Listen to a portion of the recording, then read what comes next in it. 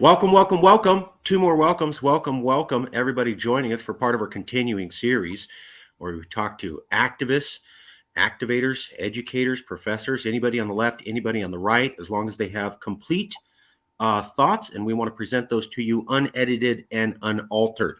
With us today, it's our privilege to have Dr. Paul J. Zak. Dr. Paul Zak is an influential scientist. He's also a TED speaker, media personality, and tech entrepreneur. He also teaches at Claremont Graduate University School of Social Science, Policy and Evaluation. Dr. Zak is a professor at Claremont Graduate University, as ranked in the top 0.3% of most cited scientists, with over 180 published papers and more than 19,000 citations to his research. Zak's 2 decades of research have taken him from the Pentagon to Fortune 50 boardrooms to the rainforest of Papua New Guinea. Along the way, he helped start a number of interdisciplinary fields, including neuroeconomics, neuromanagement, and neuromarketing. He has written 3 general audience books and is a regular TED speaker. His latest book, Immersion, The Science of Extraordinary and Source of Happiness, identifies the neurological basis for extraordinary experiences and uses 50,000 brain measurements to show readers how to create high-impact marketing, entertaining, training, customer experiences, and employee experiences. The book shows that extraordinary experiences drive up customer lifetime value and provide the neurological foundation for increased individual happiness. Interesting. Zak's other books are The Trust Factor, The Science of Creating High-Performance Companies, The Moral Molecule, The Source of Love and Prosperity. Trust Factor applies neuroscience to efficiently build high-performance organizations by creating a culture of trust. The Moral Molecule received much attention for Zak's discovery of the key role played by neurochemical oxytocin to explain virtuous behavior and happiness. He's also delivered a TED Talk called Trust, Morality, or Oxytocin in 2001 that has been viewed over 2 million times. He's co-founded the first neuroscience as a service company, Immersion Neuroscience. After receiving his BA in mathematics and economics from San Diego State University, good school, Zak completed his doctorate in economics at the University of Pennsylvania and completed postdoctorate training in neuroimaging at Harvard University. Zak is doctorate at Caltech, Arizona State University, UC Riverside, and USC Law. That's my alma mater, not the law part. At GCU, Zak directs the Center for Neuroeconomic Studies. A little bit more. There you can find the professor, the doctor at the Center for Neuroeconomic Studies. He's a professor of economics, psychology, management at the Claremont Institute. 0.3% of the most cited scientists, PhD from University of Pennsylvania, started 4 technology companies, given talks in 30 countries, 5 times TED speaker, recent talks at NATO Supreme Headquarters, Google, Facebook, Harvard University, Microsoft, Association for Talent Development, World Experience Organization, ING Bank, and Finsbury HSM. He also has a lot of experience and has been asked repeatedly to talk about how the brain works, how the mind works, and how that influences humans. Before we get into that, let's check in and see how well I did. Dr. Zak, did I say anything wrong? Is there something we need to correct?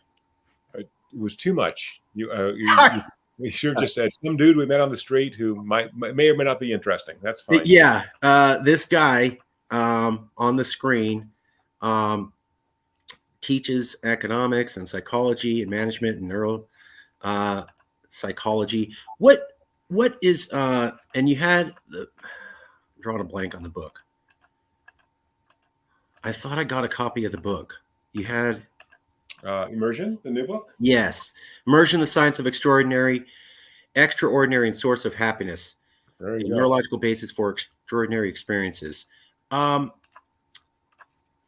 that book inform your understanding of, as we were talking very briefly before we got started, political polarization and how people are able to, I guess, aggravate each other? If you're looking at a book and it studies the science of happiness and how to be how to be happy, I can imagine that right now we live in a time of very large amounts of unhappiness, the opposite of it. Could you talk a little bit about what you found in the book, what you found in your other research, and how it relates to your overall understanding of where we are as Americans politically? Boy, that's a good. Sorry. Let's start smaller. So first of all, American happiness has been fairly stable for the last 15 or 20 years. Okay. So we're not the happiest country. We're not the most unhappy. so there is, much more media. Our brains tend to focus on the negative rather than the positive. So from an evolutionary perspective, we want to avoid all those super bad things that are happening because they could hurt us or kill us or whatever. And we tend less to focus on the positive. So the first thing is things are not in general getting worse, and by many measures are getting better. Life expectancy continues to go up. Our health continues to improve. Infant mortality is very low. Incidence of disease is quite low. Take COVID out of that, kind of a weird anomaly.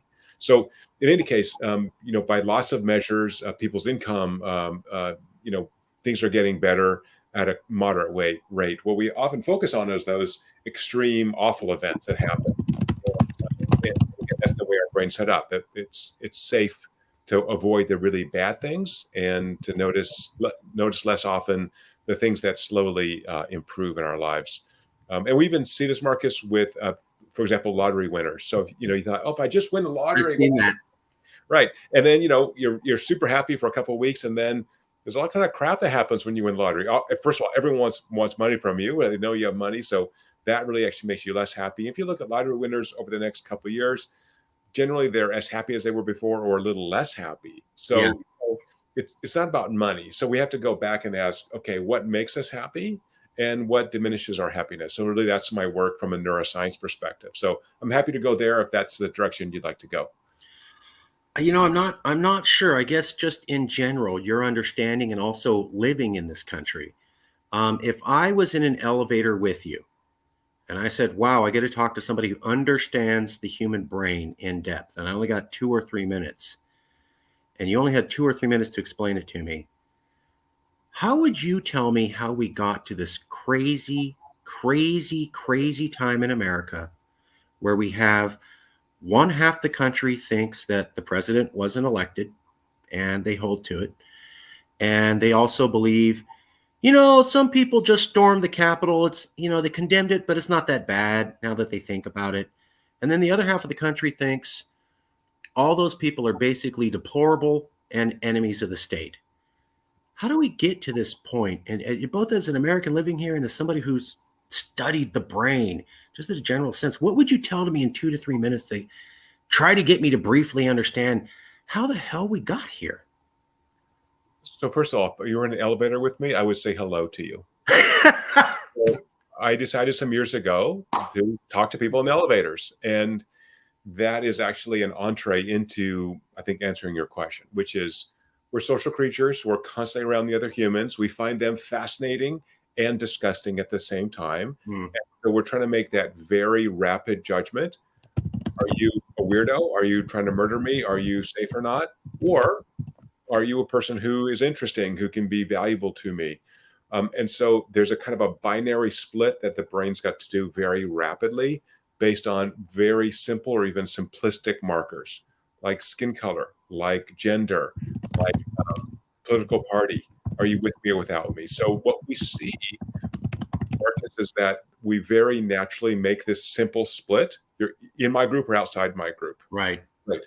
Now let's get back to talking in elevators. What we have shown in published research is that even if I hang out with my group and I get bonded to them and I have this neurochemical effects that connect me to my group, those bonding effects are so blunt that all of a sudden I see someone from a different group and I just treat them like they're in my group. So the brain systems for connection are so powerful that we are demanding connection all the time. And so all I need to do really is have a sense of connection, like talking to you in the elevator, and all of a sudden it's very easy to become friends. So I think what's been missing from the conversation is so much of this is online, where either I'm anonymous or I'm removed from you. But if I sat in a room with you, even if I disagree with you on 100 things, I bet you most of the time we'd be really nice to each other if we try to share ideas. So it's really talking to each other that drives our understanding of the other, and that other is not so different. So just to put a cap on that, you mentioned in my beautifully long intro that I've done field work in Papua New Guinea. Yes. So I was with a tribe in Papua New Guinea. There's up in the highlands in the rainforest, 1,000 people.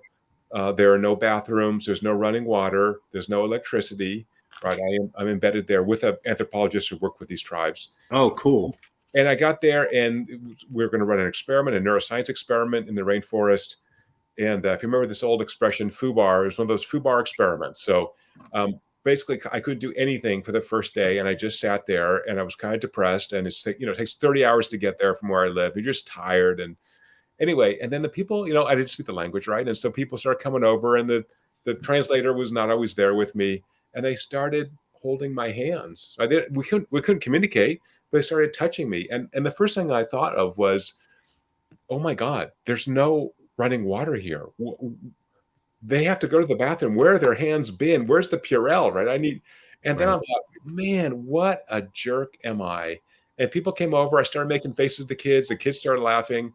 There was a lady there who must have been in her 70s, missing most of her teeth, like your grandmother. And I just fell in love with her. She would just follow me around. She just touched me on the shoulder. This lady was her face was so expressive, was so beautiful. She was happy to be alive.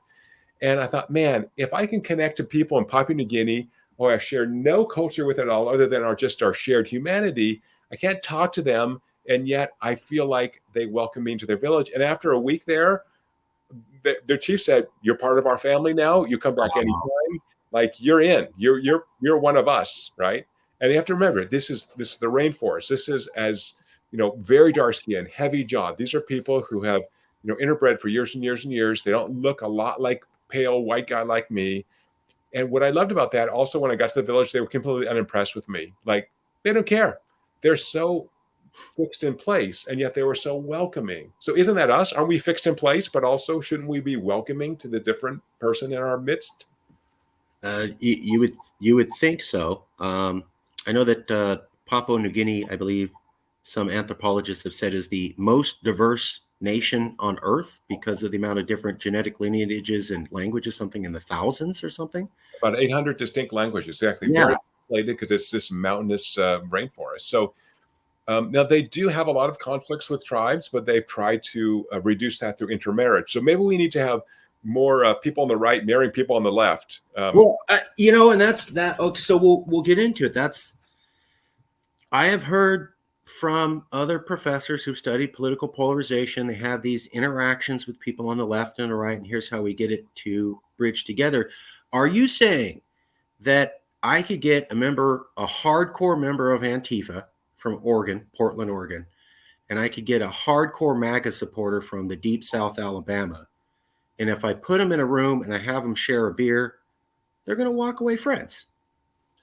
I mean, not always, no, right? If you're angry, if you feel threatened, no, all of that from a neurological perspective, all of those factors that motivate us to connect to others are inhibited, right? Okay. So, yeah, if you show up with a AR-15 strapped across your waist and you want to chat with me, it's not going to be very pleasant for either one of us, right? So that's a different story. But I remember reading recently about a black gentleman in the South who started attending KKK rallies. Yeah.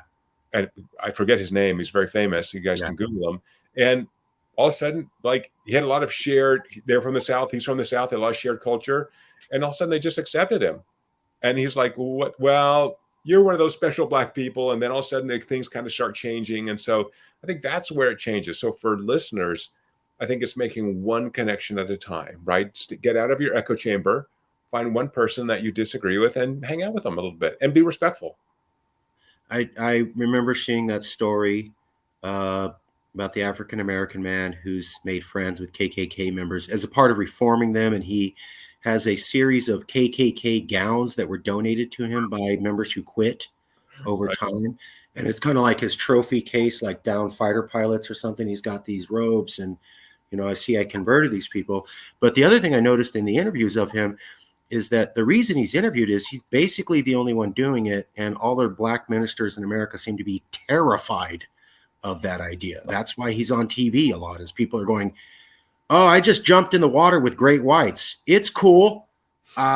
That's basically how I'm viewing it, is, hey, that's good. You survived, man. Great. Good for you.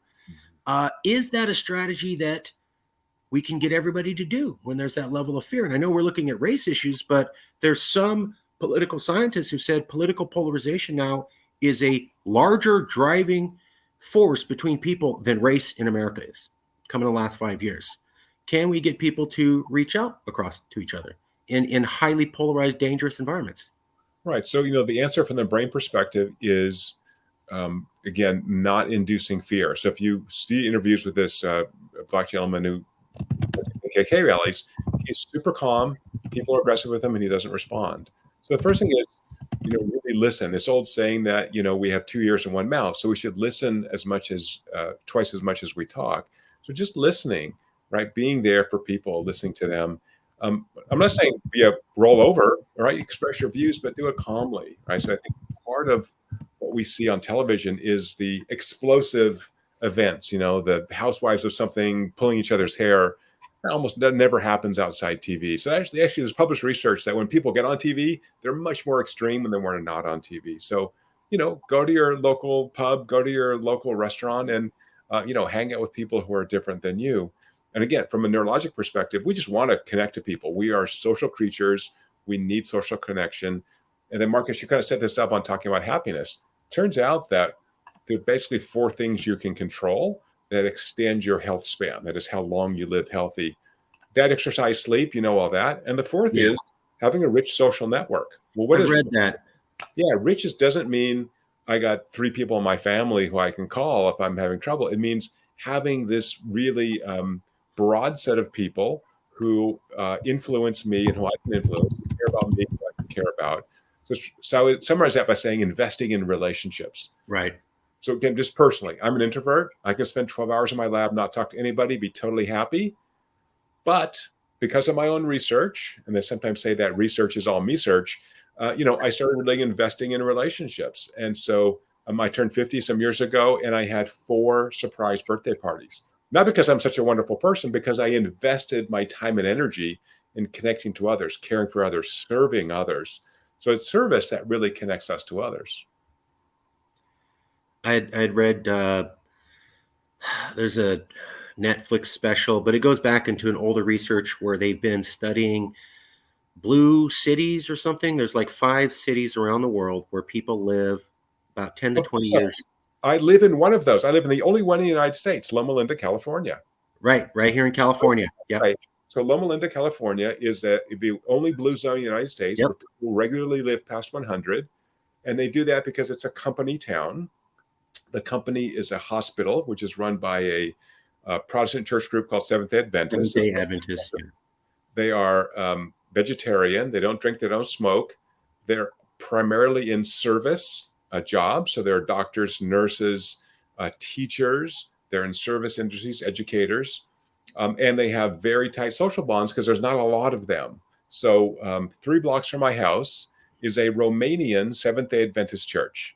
Now, how many Romanian Seventh-day Adventists can there be in Southern California? Let me tell you, Saturday, which is their Sabbath, that church the parking lot's full.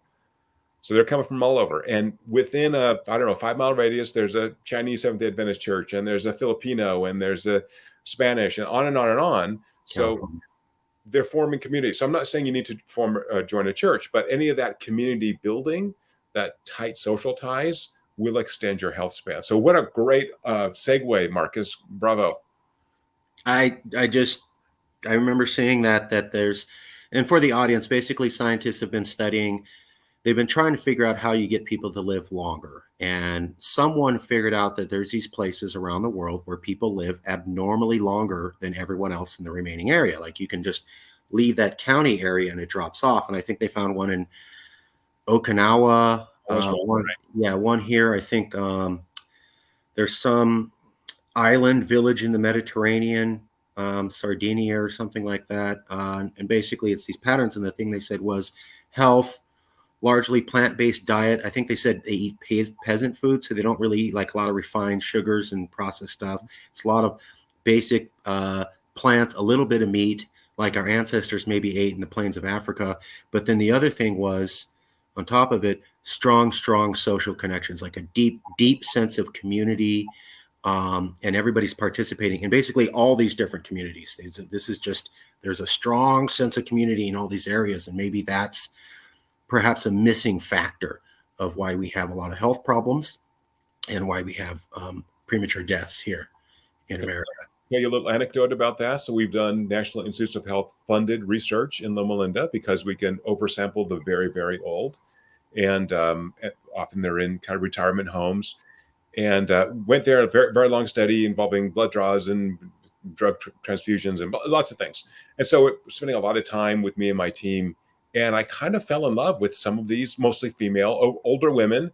They're just sweet. They would bring cookies for my team. They were so nice. And so because they lived near me, I started bringing my kids to visit them. Like every other week, I'd come and knock on their doors and say hi. And, that sense of connection, they were just absolutely lovely people. So that's a sense in which, at a small cost, you can connect to others. And maybe we're not talking about politics, maybe we're not talking about race, whatever, but we're talking. And then if that comes up, I've already formed a relationship with that person.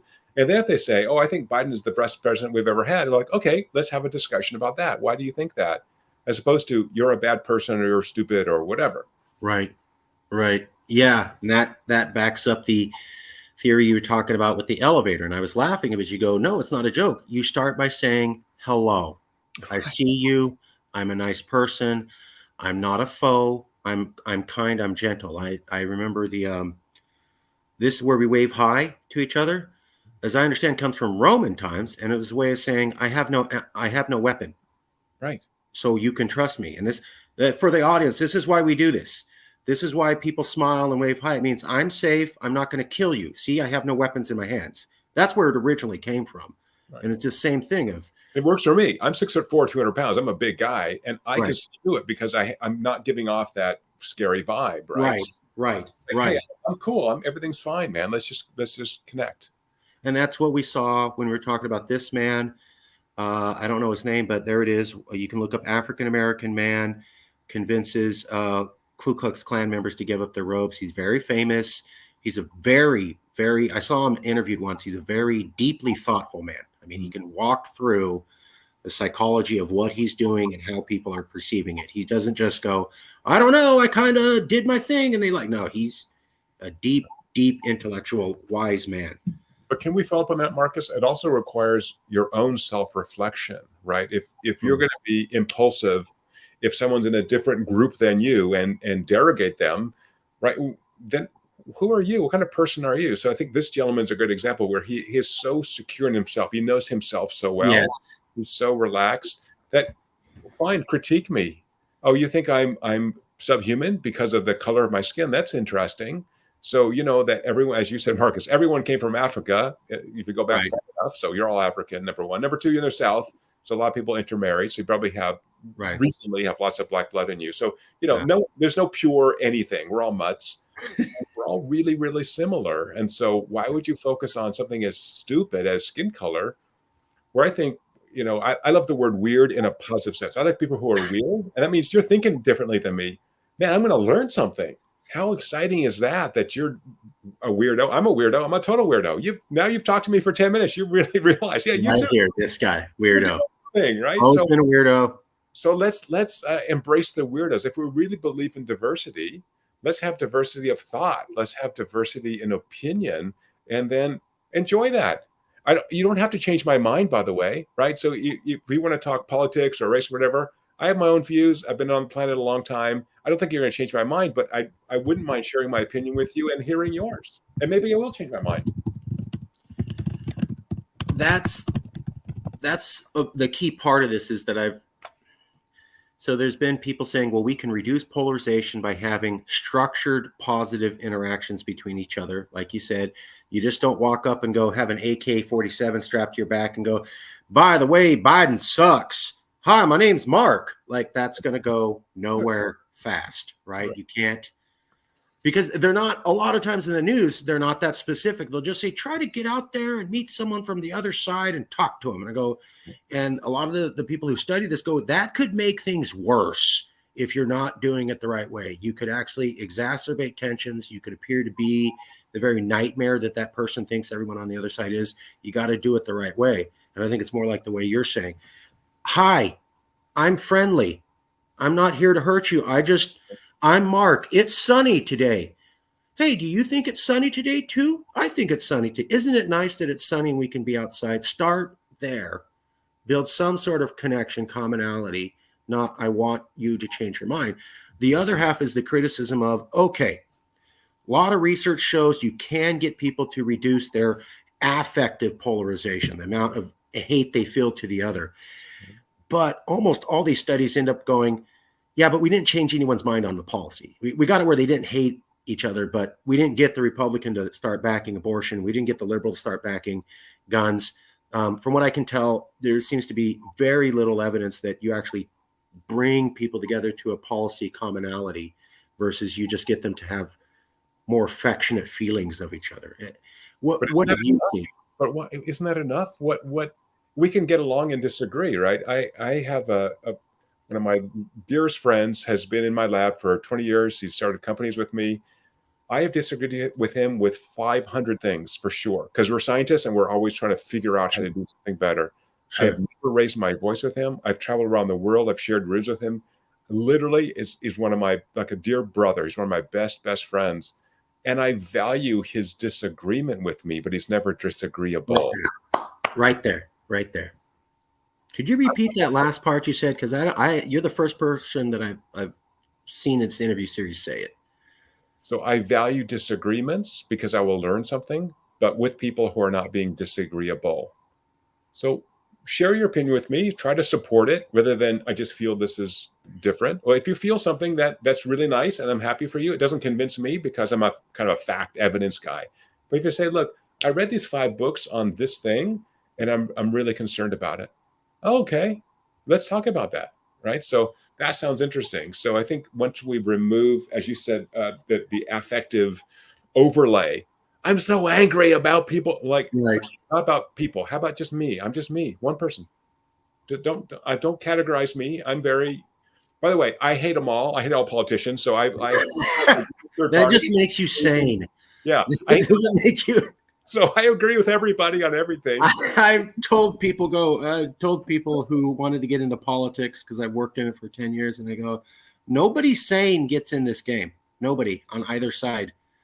I mean, maybe in the 50s, maybe in the 60s, JFK, not recently. They're all attention-seeking people. They all want attention on them. That's why they're running. They're all a little bit narcissistic. Even the good ones, they can they can control it.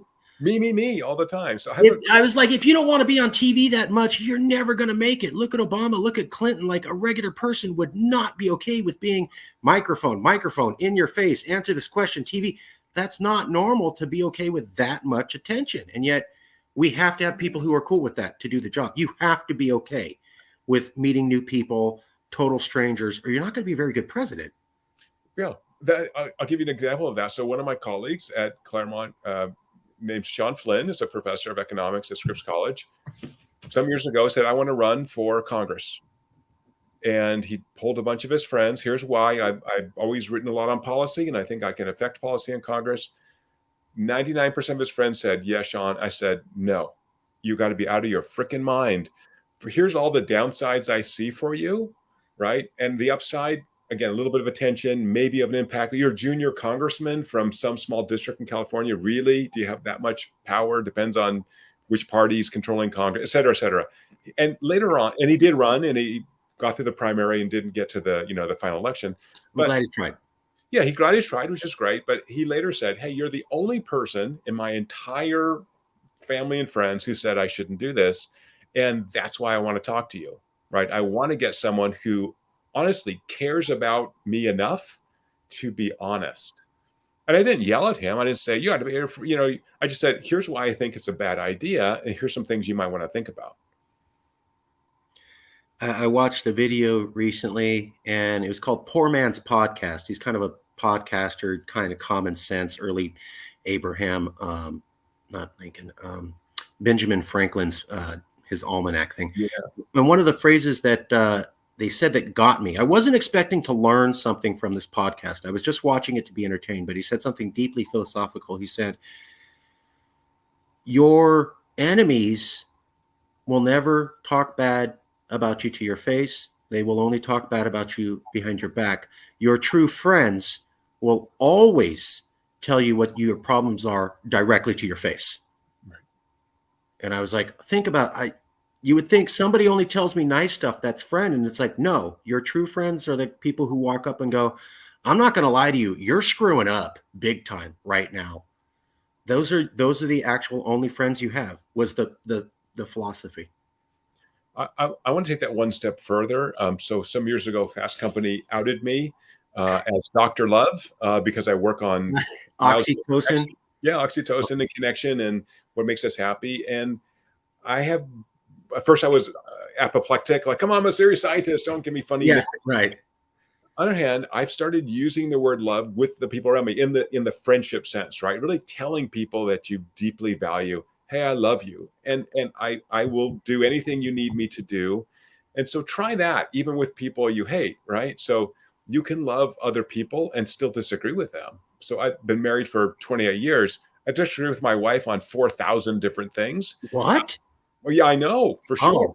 Oh, So, right, she knows that, and but we have a sense of humor. I'm like, oh, you're a crazy woman. Why do you think doing this? And so she goes, yeah, you're stupid or whatever. That's fine. It's funny because you can say that to someone you love. It's like teasing. Teasing is a very interesting human behavior. I can't tease someone I don't know very well because it's just mean. If I say, oh, you got this funny hair on your lip, and that's not funny if I don't know you. But if you love your mustache and you groom it every day, right, whatever, I'm just making right. this up now, then you can tease someone. So that teasing is actually a sign of love. So think about just telling friends that you love them. I'm old enough that people call me up I've known for 30 years and say, "Oh man, I love you. I really miss you." I'm like, "Oh man, my Yeah, life got better." it does. I've noticed you. I spent a day using. I spent 2 weeks once using the word love more in my sentences and interactions, just as a social experiment. I'm Wow. weird, uh, and I did feel more comfortable and loved and better about the universe. And it wasn't other people using the term. I just said I'm going to use the term more often. Like, I love it when you do this. I love that. I love talking on the phone. I love using just all changing the adjective, and it did seem to have um, a slow but steadily growing effect on my perspective of everything. I think the term's neuro linguistic programming. I'm not sure. Um, That's kind of voodoo, but it's okay, when I never. talk in the elevator. So when I talk in the elevator, half the people are like super happy, like, yeah, we're humans. We know there's another person in this box. The other half are freaked out, which also makes me kind of like, well, why are you talking to me? I'm like, because I'm standing next to you in an elevator. Shouldn't we say hello? And they're like, I guess so, but why? I'm like, because Right. you're a human being. I'm a human being. Don't you want to say hi? Where are you from? Where do you, like in hotels or, wherever you take elevators and office buildings, what floor are you going to? Who are you, what are you here for? And people are like, they don't want to talk sometime. And somehow that also makes me happy. So because they're so rigid and worried about life that they just can't say hello to a stranger. There's a lot of that, and when you were talking about your book on the science of happiness, and we were talking about those communities that live very old and how social communities big. I keep coming back to that we have increased rates of suicide, increased rates of loneliness amongst Americans, increased rates of depression, increased rates of antidepressant medication on scales that are gigantic. And at the same time, tracking right along with them, all these things tracking this is we don't hang out with each other anymore. We don't go to the same churches. We don't go to the same bowling leagues. We don't have daddy daughter dances. We don't have like in the Flintstones when Fred Flintstone would always go to the lodge and hang out with the boys, and we'd laugh at that. But that meant that Fred Flintstone knew every other man in that town, and that if anything would happen, he had connections. And then Wilma, his wife, had her women's league, and we laughed at how 1950s that was. But that also meant that if there was any family with problems, all those women knew each other. Oh, do you need extra cough syrup, sugar? And it was this unwritten network is here to support each other. And in the cartoon show, we just see, oh, it's just the women gabbing, it's just the men drinking too much beer, but we've lost it. And I think we're starting to see the consequences of our lack of social community. Am I wrong here? No, you're correct. I want to put a caveat so that Fair. people don't feel bad. One is it's very hard from a brain perspective to really know your underlying emotional state. So you're making an important claim here, Marcus, which is supported by lots of research that when we connect, it improves our mood, and just tons of published research on that. So when we get off here, I'm going to go meet a friend of mine for drinks and hang out and laugh, and we'll probably disagree on 14 things, and then we'll hug each other and go home. So um, it's difficult to know about your unconscious emotional state and what really creates value for your brain, because that's unconsciousness helping to conscious awareness. So my group 6 weeks ago released a free app on the App Store that people can use to measure their brain's value of social experiences, and it gives you goals to not force you, to encourage you to connect to people around you. So I'll share that link with you when we get off the air. But it's super important that we actually have insight into our emotional states, both positive and negative, so that we can begin to curate our lives for greater happiness. What I want to show the audience, if I can, what is the name of your app? The app is called Tuesday, so that everybody can have, I'll stick in the chat if that's allowed. Yeah. So every day can be your best Tuesday ever. Okay, there it is. It's free. So it connects to your smartwatch, our fitness sensor, and grabs data from the cranial nerves that captures the value of social emotional experiences. And as Marcus said, that is the most important thing you can do to extend your health span. So if you can measure it, you can improve it. A lot of scientists have said that. I've just part of it was my parents are older, so they're always talking about we're old and we're not going to make it. And I found one study that said if you made it past 60 without any major problems, you're more statistically likely to make it to 85. Yeah, absolutely. So I love shutting them down. They were constantly, we're old and you and your brother are going to have to take care. And I'm like, oh, let me shut you two up respectfully, Mom and Dad. Science disagrees with you. You're going to live another 10 to 15 years. Ha ha. And the look on their face was like they were almost disappointed. Like they had this plan on, we're going to wrap it up. And then I'm like, no, you're going to be here a lot longer. Plan for that. I was like, almost popped their balloon. And that's what got me started on. They're making incredible breakthroughs, it seems like, in the last 5 to 7 years on understanding aging and why we age and why we age poorly and how to age well. Right. And just aging well means really having that healthy, and then the cliff, but it also means that we're happier, right? So happiness actually improves not only mental health, but physical health. And on the flip side, social withdrawal, when people do not engage with others, is a very strong predictor, not only of mental health disorders, but a whole variety of medical disorders, from heart failure to autoimmune diseases to Parkinson's. So people begin to socially withdraw. And so if you can, quote, force yourself, if you have a motivation, if you have a goal to talk to people in elevators, to talk to your dear parents who, after you pull them out, you say, and I love you, Mom and Dad, right? I love you. I love you, Mom and Dad. I just, you were kind of annoying the hell out of me with this talk. Right. So I think, we can work on political polarization, not at the macro level, but at the individual level, and just make those connections to people who are different. The coffee shop. So again, I'm an introvert. Marcus, you seem to be an introvert. Oh yeah. So if you and I can actually talk to a stranger, then anybody can. And the extroverts have a little advantage there because they'll just talk to anybody. It was so my mom is a social butterfly and my brother's a social butterfly and I was not. And I grew up kind of jealous because my brother knew everybody in high school. Literally, by the time he graduated, he literally knew everybody and everybody knew him, and he was buddies with everybody in his high school. I had 3 friends in my high school. Okay. So just I'm like, why is he? And, and I didn't know what the word introvert, extrovert meant at the time. I just was jealous of my brother. Teenage boy, why you have it like all Mom does? And so we learn, and you're right, introverts, it's a little bit harder for us to be social. I had to force myself to learn how to be social in college. USC. Yeah. For the introverts in the group, introverts are very, very efficient because we're not spending so much time talking. We actually get a lot done. So when you want to hire people, you want to hire a nice, conscientious introvert. We'll just grind it out and not complain. So that's brilliant. That's how we got the series started. Was I said I'm only going to start interviewing professors and people on political polarization. Now we're up to 100, and it was mostly because I was just doing it myself. I'm like, let's just grind. I'll just sit here in front of the computer and type for 15 hours, and I'll send off 600 email invites. And if that's what it takes, then that's what it takes. And I do it, and then I tell my friends, I'm like, you actually forced yourself to sit down for 15 hours straight? And I go, yeah, you can't. Right. They can't. It's not as easy for extroverts to do that. Introverts, I'm by myself. Things are great. I don't need anybody. Right. The world can die off if I care. Most people are like, I need a break. Right. Okay. Last two questions. You have been awesome. You have been very informative. I really appreciate it. I am a Republican who you play the part of a liberal, Mm-hmm. and I'll play a Republican. And we've hung out. I feel good about you. You like me. But you know what, Paul? You're totally wrong.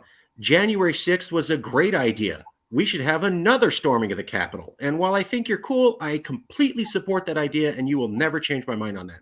Mm-hmm. Is that a good future for America? I mean, everyone knows the Jefferson quote about a little insurrection. Um, I think it's important that people express their opinions, but also that they follow the law. So, you, Republican friend of mine, how can you're a law and order guy? How can you support people breaking the law? Because And Biden rigged the election. We're bringing democracy back. yeah, And you're maybe, never going to change my opinion on Biden stole the election either. But I maybe, like you. but let's stick to the insurrection. That was the discussion you Okay. had. So, no switching gears. Um, I'm very sympathetic to the people who believe that the system seems rigged, because certainly I'm arguing as if I'm the liberal now. I'm sympathetic because, gosh, the financial system seems rigged. Wall Street seems rigged. Even getting a job, getting into college. I just read Harvard University got 125,000 applications for their whatever 100, 1,500 openings. That's insane. Right. So who's getting in there? Well, people with money. So I get it. The system seems super rigged. On the other hand, we have to have at least some respect for institutions or others. Would you not agree with that, my dear Republican friend? I agree. We need to have respect for institutions and the law, like how those crazy liberals in Portland and across America said we don't need police. And I hear you. And they were wrong. I think I'm the liberal guy now. Yeah, I would say, probably it's gone too far. I think you look at San Francisco and the number of businesses closing and the number of homeless people. And I, as a compassionate liberal, think we should be helping homeless people, not uh, degrading them by allowing them to live on the streets. So why not create institutions? We have lots of land everywhere in America. Create a really nice place to help these people get better, or treat them, if they're not going to get better, at least institutionalize them so they can have a quality of life, give them the meds that help them, sustain a normal size lifetime. If you're on drugs, let's help you get off drugs. There's so many things we aren't doing because we're just throwing up our arms. Can you agree, Republican friend of mine, that we should be helping people who need help? I agree. And you won me over. You won me over. I want everybody to pay attention. So I talked to a lot of conservatives. I am liberal. Grew up with Republican family, but I'm the only liberal I know that knows as many conservatives. And the conservatives say, wow, it's great. It's different talking to you. And because I do the thing that you did, we'll have a discussion and they'll go, oh yeah, well, what about this point? And I go, you know what? I know other liberals don't want to tell you this, but on that specific point, you're right. Right. That opens up the door. I didn't agree with them on Trump. I'll say I hate Trump. He's a racist, but they'll go, yeah, but this factoid. And all I have to do is go, I agree with that one specific fact. And that just Right. one. I didn't say 18 things they said the election was stolen. I said one fact. And they seem to just go, what?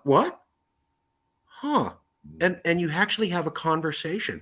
That's what I've noticed is there anything to that, doctor, about we have a conversation and you at least acknowledge something about my universe is true as a way of building a bridge?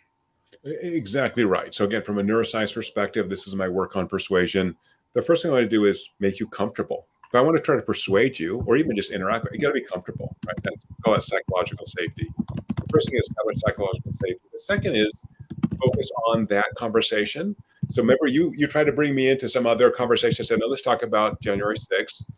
So let's stay on that. And no ad hominem attacks, right? You can't say, you're a bad person because, right? Let's Right. just talk about the issues. You don't know anything about me. You don't know if I'm a good person, bad person. And by the way, how would you even know that?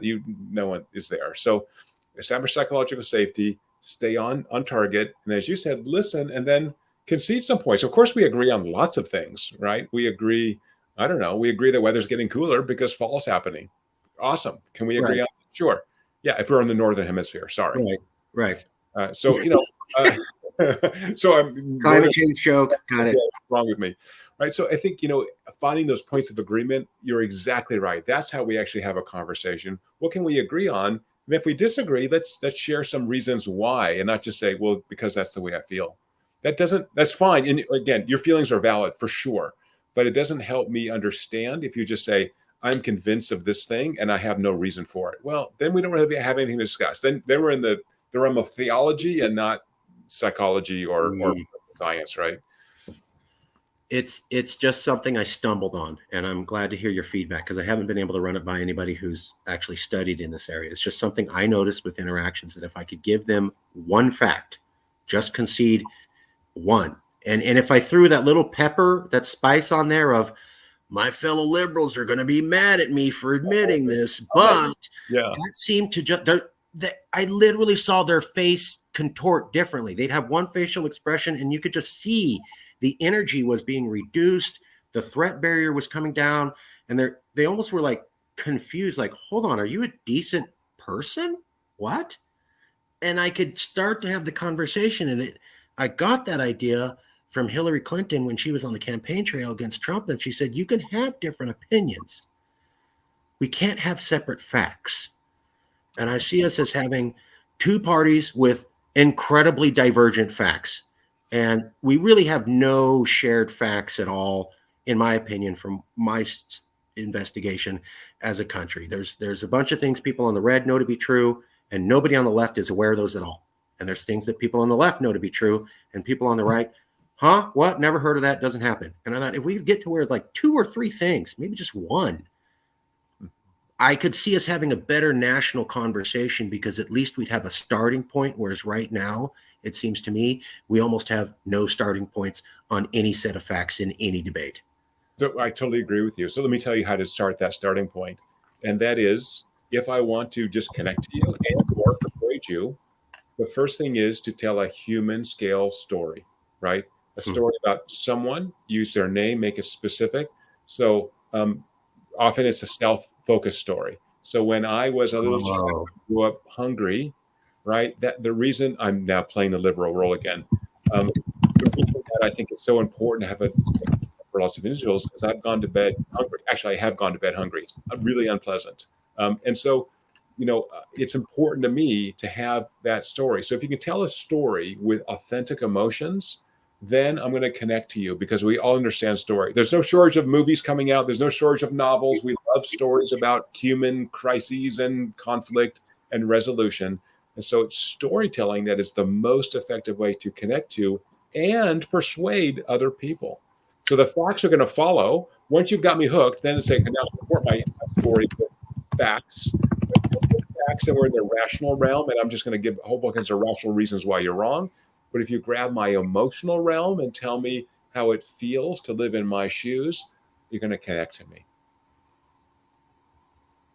I remember when Hillary Clinton lost the election and she was saying, the election was rigged and we were hacked. And she did this speaking tour. I talked to a lot of female colleagues that I know who didn't know each other and had gone to her speaking event.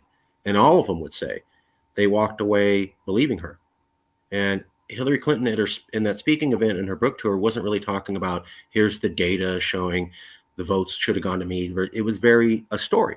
It was a story. It was emotional. I was robbed. This isn't right. And she got a lot of people interacting with her. And I kept thinking, well, why don't you do more data on how the vote went wrong? And it didn't have a lot of data. And now it makes sense to me. It's like that grabs some people like maybe you and me, but that doesn't grab most people. Most people are programmed for emotional stories. They need to emotionally connect. They can't intellectually connect by recognizing that the numbers you had in your head are accurate. So I totally agree with you. So in my book Immersion, we actually did run experiments on political debates. Again, I'm apolitical. I hate them all, so I have Fair no enough. fight. But the Clinton Trump presidential election was so interesting that we ran studies in my lab in which we measured brain activity while Democrats watched the Democratic debates. This was Bernie Hillary, while Republicans watched the Republican debates. And this was early on before Trump was the front runner. You had lots of people in there, Mitt Romney, Yeah. lots of others. And we found a couple interesting things. One, let's look at Hillary Bernie. Hillary, so we have this neurologic measure called immersion, which is the value your brain gets from a social emotional experience. So immersion strongly predicts what people will do, like vote.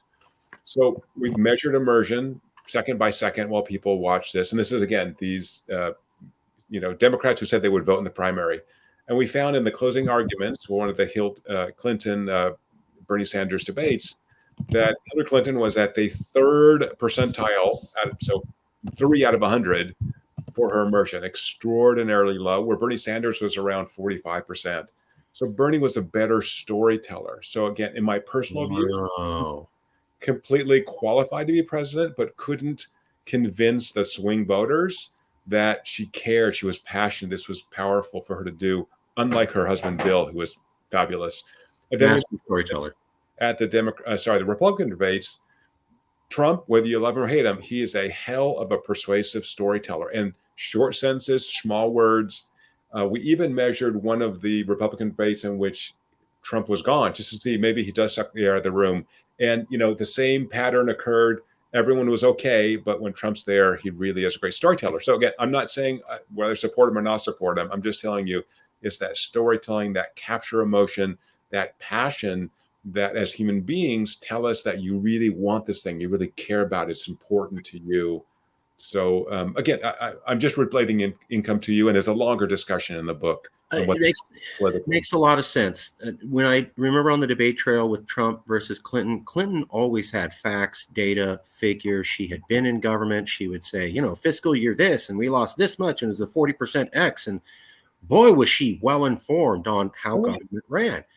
But the people like to forget now that during that time, her popularity and Trump's were the same, according to the American people. We don't bring that up these days, but before he was elected, they were both equally unliked. And he had a lot of horrible things to his name. But the reason that she was unliked was a lot of women voters just felt they couldn't connect with her. Right. It was a fellow women voters. Which is odd, right? You think, well, come on, she's another woman. But you have to have this, again, because we don't know her. We're trying to extrapolate, is this person going to be a good leader? And so we have that feeling state. And again, it's unconscious, it's emotional, and it's hard to quantify without machines like I have in my lab. But that's why I think, having a better coach, having someone who really knows how to pull that story out. But I think she got better as she went through. Again, I don't really follow politics, but someone told her or she learned how to do this. So again, I'm not making a claim either way, of who is, I think, qualifications are less important than what people perceive, and that's sort of sad in a way. She definitely, her book on how she lost the election and the book tour was very emotional and personal and gravitated people, and it was very different than the way that she was on the campaign, in my opinion. And I think I agree with you. I think someone probably got to her and said, hey, you're good, but you're missing this thing that the people need to see. And you may have a million medals right here, General, but you're missing a heart. Yeah. They need to. And I have to tell you, I saw Bill Clinton speak in person when he was president at a graduation event in San Diego. And it was when he was just announcing this, there was some kind of racial issue in this blue ribbon panel on race relations. One America.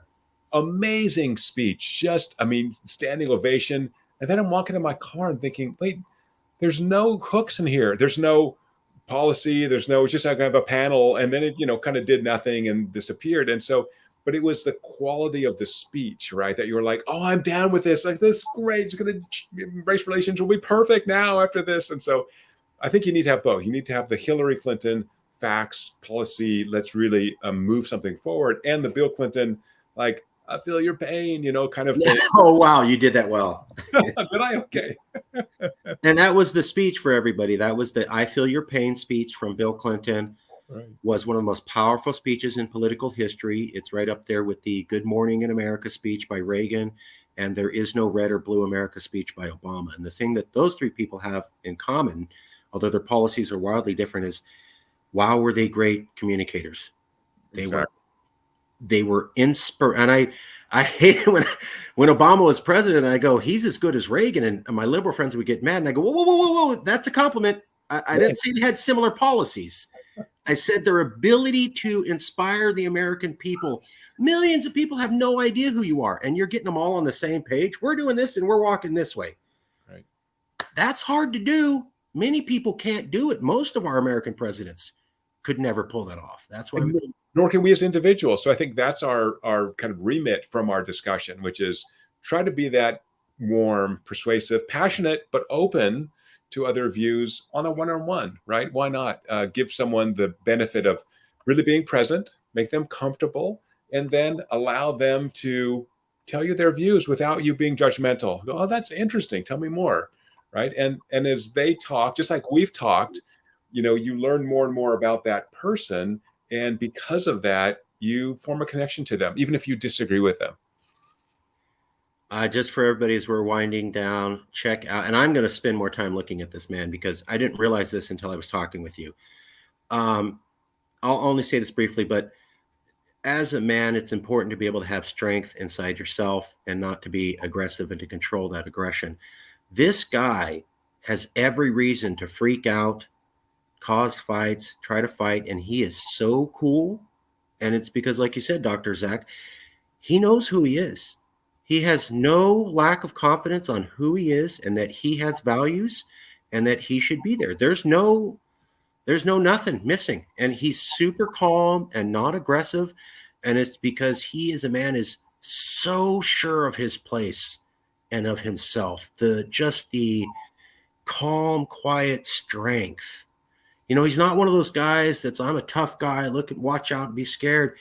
It's this quiet reserve strength that you don't get until you actually talk to him for a while and go, wow, the presence of mind to be able to go into KKK group after KKK group, that's got to be terrifying. Like a Navy SEAL running into a cave in Afghanistan to go after Osama. Like, you're trained, but it could go very poorly.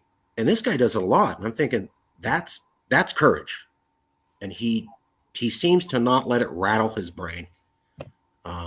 I think, well, if more of us could act like that and we could have conversations with each other in that manner, where I have reasons to be scared of you, but I'm not going to produce that anger. I'm not going to produce that energy. I'm not going to put that energy out there. And maybe we could not agree on the issues, but not be so mad that we feel we need to storm the Capitol because our guy lost the election. Maybe we a little sideways, a twist on that. I totally agree with you, except I don't think that guy was scared at the rallies, and all the Navy SEALs I know are not scared at all because they're mission focused. So we too can be mission focused, right? We can be, hey, I'm going to do something. I'm going to connect to others. I'm going to listen. I'll be mission focused. And that means that I'm sort of impenetrable, right? You're not going to be able to hurt me because I know what my mission is. And my mission really is service, caring, connection. If you serve others, they will connect to you almost always. And that's how we reduce political polarization, in my view, Mark. So fair. Let me rephrase the bravery. Maybe they're not scared, but the bravery of this man who does not have military training, doesn't have any weapons, and goes into KKK, to me strikes as the similar level of bravery as the SEAL Team 6 went into Pakistan without permission and was surrounded by the Pakistani army and somehow kept their cool to get their guys to meet their mission and get the hell out of there. Right. Similar levels of bravery. I'll say that. Right. And I just want to let you know, you don't have to be a warrior. You don't have to be aggressive to be brave. This man is literally bringing America together.